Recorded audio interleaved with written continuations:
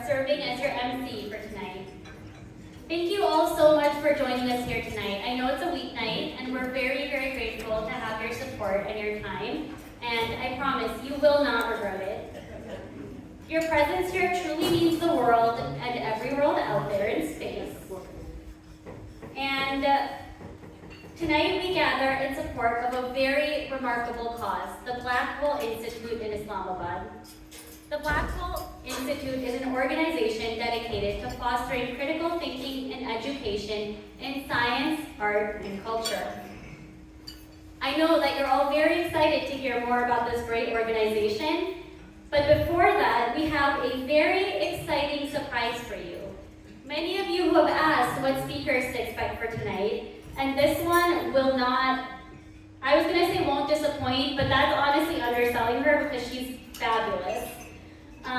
We told you that you're gonna be doing a lot of thinking tonight, and to teach you the best way to do that thinking, we have speaker Sonia Singh with us tonight. According to Sonia Singh, unfulfilled potential is the #1 regret people face over their lifetime.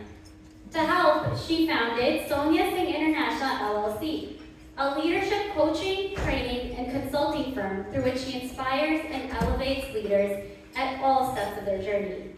With the foundation of a bachelor's degree from the Northern Illinois University and a master's degree in management from Tulane University, and vast experience in operations and management consulting, Sonia has coached over 3,000 leaders across the world in conquering self-doubt and cultivating emotional intelligence to inspire team excellence and influence high performance without losing humanity.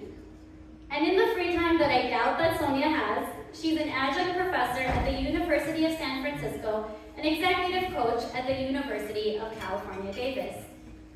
Today, Sonia joins us to teach us how we too can unleash our potential and embrace the full human experience without any regrets. Sonia, I'd like to invite you up.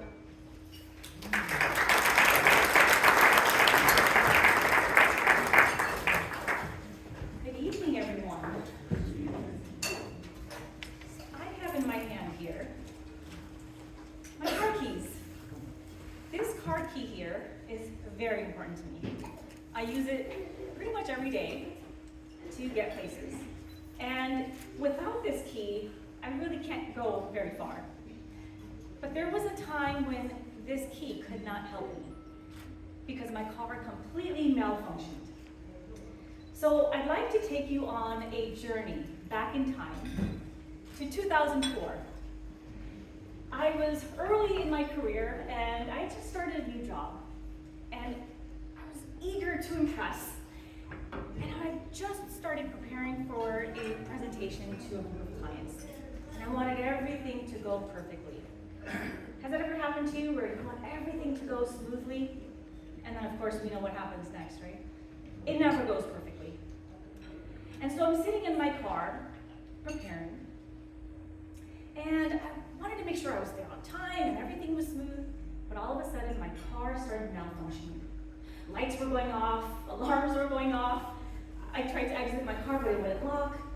And all of a sudden, panic set in. Oh my gosh, what is happening? I'm gonna be late for my meeting, and everything is gonna, go wrong. All of a sudden, I rushed into the building, got my boss, and I said, you gotta come out, you gotta help me, I don't know what's happening. He came out, and he sat in my car, and it took him about 3 seconds to sit there. He looked around, and very calmly, he pulled the key out of the ignition and handed it to me. I had forgotten to take the key out of the ignition. This is back 20 years ago, so there was no such thing as keyless. And so in my attempt to control the situation and make it go so perfectly, my mind was elsewhere, I wasn't present, and I let anxiety take over. My emotions took over in that moment. And something called the amygdala hijack happened. Has anyone ever heard of that term before? Yeah, a couple of you. So what happened in that situation was the amygdala, which is the part of the brain that controls emotional response, that started firing. And in fact, it took over. That's why we call it the hijack. moment, when the amygdala takes over, we are no longer using the rational part of our brain. So the neocortex, which is the part of the brain, the prefrontal cortex, where rational thinking happens, it diminishes. And so why is this important? Well, because we all want to use our rational thinking, right? Because that's when we make our best decisions. And this is why the topic of emotional intelligence is so important for all of us to think about. How are we using our emotional intelligence to make decisions every day? Now, this is relevant in our personal lives, it's relevant at work. Now, I use and teach emotional intelligence to corporate leaders, but this is relevant to any of us. Now, in that moment, my emotional intelligence went out the window, right? I wasn't using my rational thinking. So emotional intelligence is our ability to understand our emotions and regulate those emotions to move forward. The problem happens when those emotions take over and we're controlled by those emotions. That's when we make poor decisions, like I did. And that's why sometimes very brilliant people can make really bad decisions, right? And so emotional intelligence is a topic that is very near and dear to my heart, because I truly believe that if all of us spent a little bit more time building our emotional intelligence, we would be able to not only understand ourselves better, we would be able to understand each other better, and really nurture and maintain the best kinds of relationships. And so today, I'm going to talk to you a little bit about emotional intelligence. And, one of the things that, I know is that there's different types of intelligence. And the one that we are most commonly used to referring to is cognitive intelligence. And there's many different kinds of intelligence. So emotional intelligence is the one that doesn't often get as much attention. But the truth is that without our emotional intelligence, cognitive intelligence, and IQ really isn't as effective. So you really need to balance the two. And so there are 6 components I'd like to share with you that make up emotional intelligence. The first one is self-awareness. So that's being aware of your own experiences, being aware of your strengths, your opportunities. Second is your self-regulation, so your ability to regulate and navigate through difficult emotions. The third is self-motivation, which is connected to regulation. So how well can you motivate yourself in difficult situations?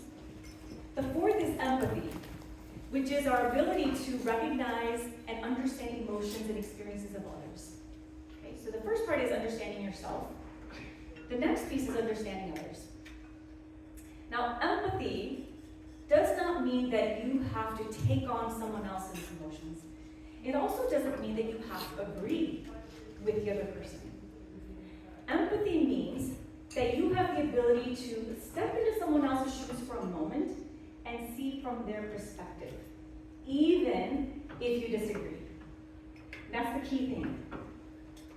You do not have to agree in order to empathize with someone.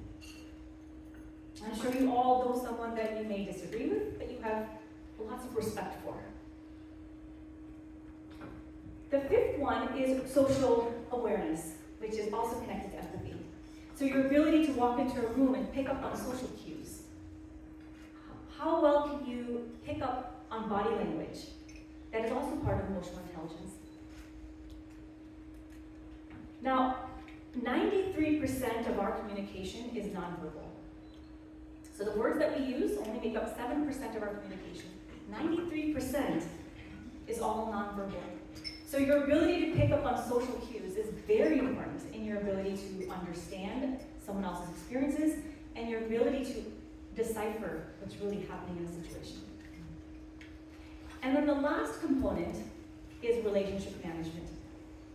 So that is your ability to take all of these different components and use them, integrate them together to build and nurture meaningful relationships.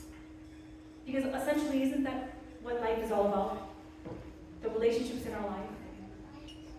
And so emotional intelligence is our ability to truly, truly have the kind of relationships that we want in our life.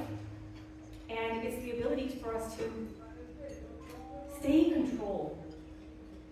Stay in control of our emotions and not let our emotions dictate what we do. All right, so I'd like all of you to take a moment and think back to most recently a time when you may have, perhaps your emotions took the best of you. Perhaps it was, in response to something someone said, or in response to maybe a text message you got, or an email you received, or something someone did or said that really triggered you. Or perhaps it was an event, a stressful event like the one that I shared. Can you think back to a time when your emotions took over? Does anyone have something vivid in their mind? All right, so now I want you to ask yourself, what were the consequences of your emotions taking over? How did you react to that emotional, hijack? And were there any regrets? Was there anything that you would have liked to have done differently? How closely were you living your values? How closely were you aligned with your values in that moment? So here's the thing about emotions. They are very important. So emotional intelligence is not about suppressing your emotions. It's about harnessing them and using them for your benefit. So they can be destructive, but they can also be very valuable in motivating you and motivating others. So what is the role of emotions? So there's a couple roles. The first one is they serve as a signal. Think of it as like an alarm. So how many of you use an alarm clock or an alarm on your phone to alert you? A couple of you, right? So for those of you that do use alarms, what do you do when your alarm goes off? What do you snooze? You hit snooze. I knew someone was going to say that. You hit snooze. All right, you hit snooze. I need 10 more minutes. Okay, I'm not going to wake up right now. I'm not going to deal with this right now. 10 more minutes. What else? What else do you do? Turn it off. You turn it off, right? You don't let that alarm just ring for 5 days straight, right? You turn it off. Once you are alerted, you know that it's a signal that's telling you something. It's time to wake up, it's time to do something, and you go and make a decision. Same thing with our emotions. When we have a certain emotional experience, that is an alert. It's telling you some information, and it is our job to figure out what it is that we need to do in that moment. The second thing that you need to know is that emotions can be very powerful motivators. It can be a powerful motivator for positive change, but also for destruction, right? We know this. Think about some of the greatest leaders in the world. They use emotions to motivate people to drive positive change. But we also know that emotions can drive destruction. So emotions are very powerful, and it's important for us to harness them and use them for good and not let them overtake us. And the last thing that I'd like you to know about emotions is that they're temporary. Emotions do not last forever. They're meant to be temporary. Does anyone know what is the lifespan of an emotion? 24 hours? Depends. Yeah, sure. What is the lifespan of your immediate kind of feeling that you get from a few minutes, few seconds? Okay, so I'm giving a whole bunch of different things. All right, so according to neuroscience, the lifespan of an emotion is 90 seconds. Did you already know this? Did you know that already? Yeah. 90 seconds. So, what happens is when we have an emotional reaction to a stressful event, like the one that I was in, flooded with neurochemicals. So your body starts producing these neurochemicals like adrenaline and cortisol, and it takes 90 seconds for your body to flush those neurochemicals out. So if you were to sit with that difficult emotion for 90 seconds, those neurochemicals get flushed out. So what happens when you continue experiencing a difficult emotion for longer than 90 seconds? Why do you think that is? It's not good for your body. It's not, definitely. So it is believed that if you are continuing to experience a negative emotion beyond 90 seconds, it's a choice at that point. And sometimes we get into these negative loops. But 90 seconds, if you can sit with that difficult emotion for 90 seconds, perhaps you need to walk away, perhaps you need to take a break, but 90 seconds is what is believed that it takes for those neurochemicals to be flushed out of your body, for your body to go back into equilibrium, and for you to calm your nervous system. And only then can you go back to rational thinking. So, humans are hardwired for negativity. Would you agree with that? Typically, yeah, we have a negativity bias. It's sometimes a lot easier to search for the negative things than it is to search for the positive, right? And that's biologically, we are wired that way to keep us alive. Evolutionarily, that is the case because that is the way that we're designed to stay alive. We're not designed to stay happy, we're designed to stay alive. And so even though we have evolved psychologically and mentally, there are some parts of us that are still the same. Over thousands of years, we haven't evolved, and that part of our brain is still the same. And so emotional intelligence, as you build your emotional intelligence, you become better at deciphering between true physical danger and perceived, false perception of danger.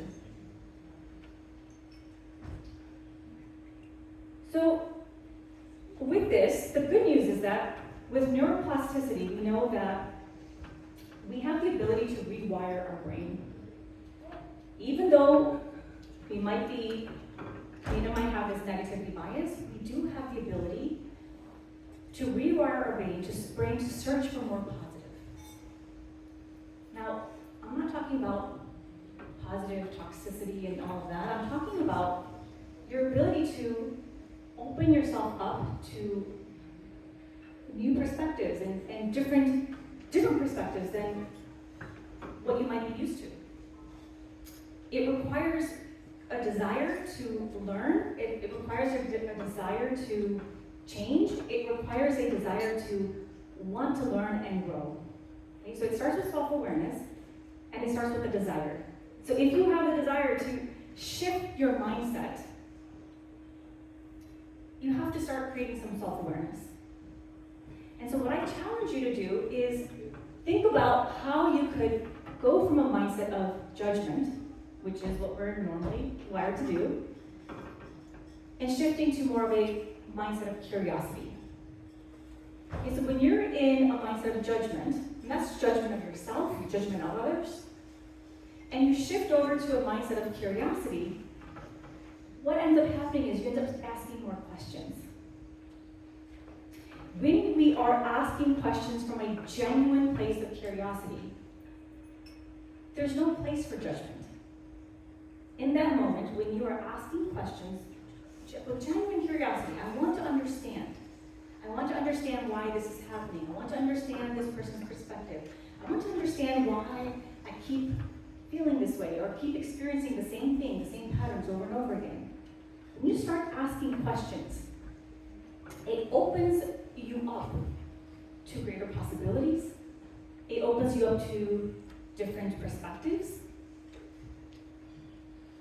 And it makes it a lot easier for you to navigate through challenges.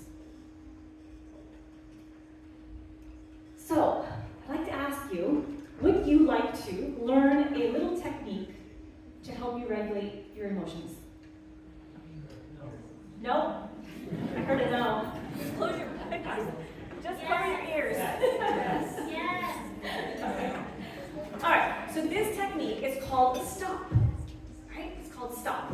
So when you are experiencing something negative, right? You're some type of stressful event. It's, perhaps it's anger, it's fear, it's anything that's feeling negative. And by the way, there are no such thing as good or bad emotions. No such thing as good or bad emotions. All emotions are meant to be experienced, and they all have a purpose. But there are positive and negative emotions. That's important to decipher. But when you are experiencing a negative emotion, and you want to bring yourself back to equilibrium, and you want to calm your nervous system so you can start thinking rationally again, this is a little technique you can use called STOP. And it comes from dialectical behavioral therapy. So S stands for silence. Silence is your best friend in that moment. When you are experiencing something very stressful, take 90 seconds, sit with that emotion, allow it to pass, allow your body to come back to where it was at baseline. T is for take a breath. Take a deep breath. Our breath is a powerful tool that has been given to us to help us regulate our nervous system. And it's pretty incredible what we can do in just 3 deep breaths. Okay, so silence, take a deep breath. O is for observe. Observe what's happening within you, observe what's happening around you, and just look around. And ask questions. I wonder what's happening. I wonder why I'm thinking this. I wonder what's going on. I wonder what's happening with this person. You're asking questions. P is for pull back. Take a wider view. So get out of the weeds. Right? Sometimes we get stuck in the weeds and we ruminate over the same things over and over again. So pull back. Perhaps you need to walk away. Perhaps you need to sleep on it. But you want to pull back and take a helicopter view of the situation. And ask yourself, how relevant is this in the scheme of things? You know, what really matters, right? You can start asking these bigger, kind of larger questions. And then the final P is for put in perspective. Once you put everything into perspective, now you can make the best decision going forward. What is the best decision for the best outcome? So that's STOP, S-T-O-P-P. And that's a technique you can use at any time to bring yourself back into a place of equilibrium where your emotions are no longer in control. You are in control. Okay, so the emotion, you experienced it, it told you something. Now it's your job to figure out why. What is this emotion telling you? Right?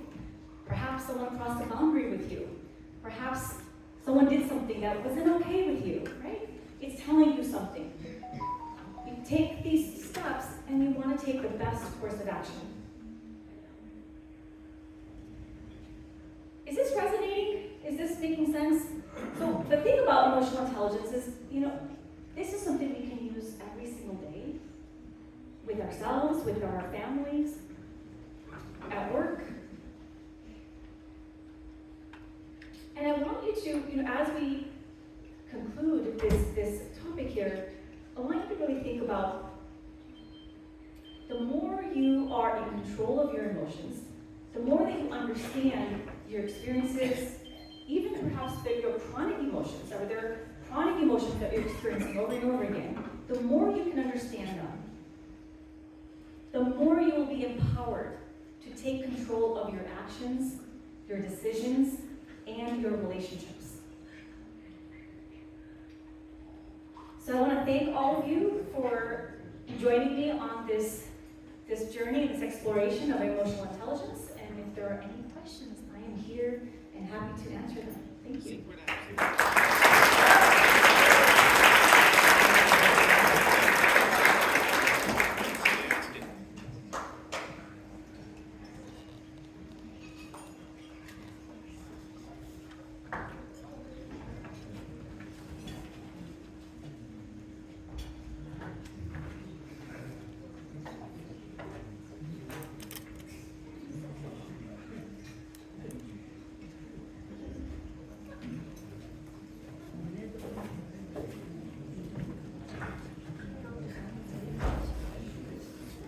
Thank you so much, Sonia. I think that was incredible. And I think we all learned a lot about emotional intelligence and also how to open our minds to new concepts, which is great because we're about to learn about some new concepts that I hope will be fascinating to all of us.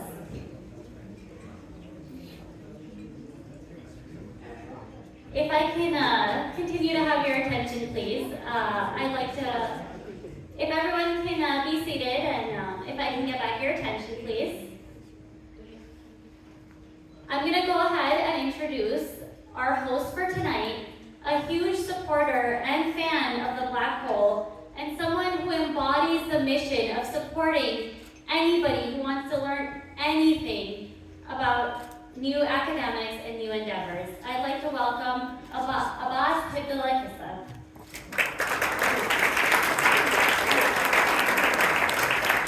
Before Abbas comes up, we're actually going to play a video.